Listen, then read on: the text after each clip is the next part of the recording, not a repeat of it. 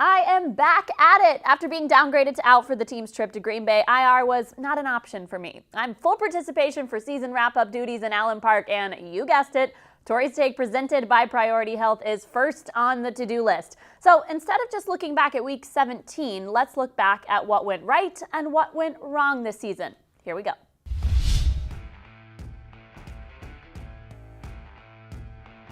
Sure, the Lions went from having the number 5 pick to number 8 after the win in Green Bay, but it's just a few spots to drop to end the season on a high note with some momentum heading into Matt Patricia's second year. I think that's a fair trade-off.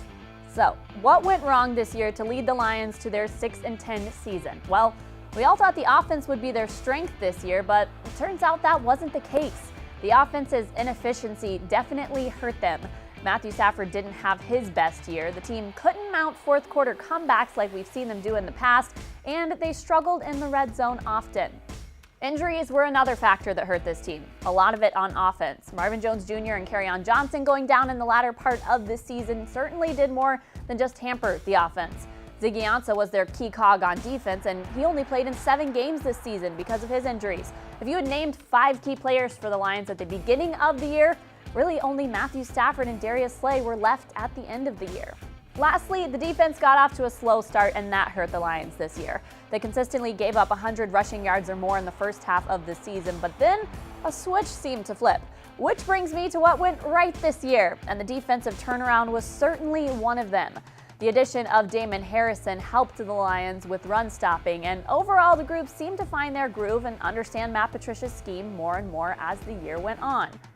Another thing to be excited about, the emergence of young players.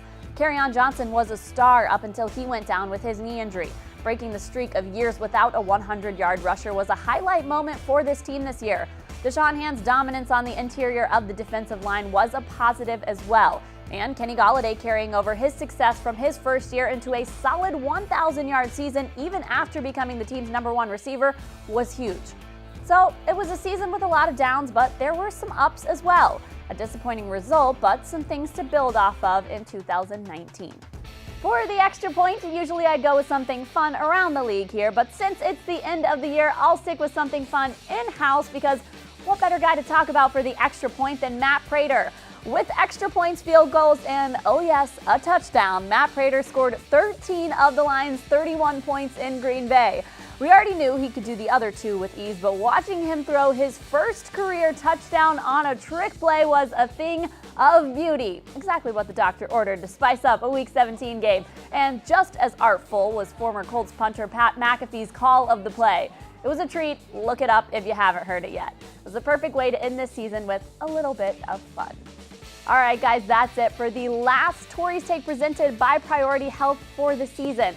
I'll see you in 2019, though. Don't you worry. You never know when I might have a take to share. Happy New Year and best wishes for 2019. From Xfinity Studio, I'm Tori Petry.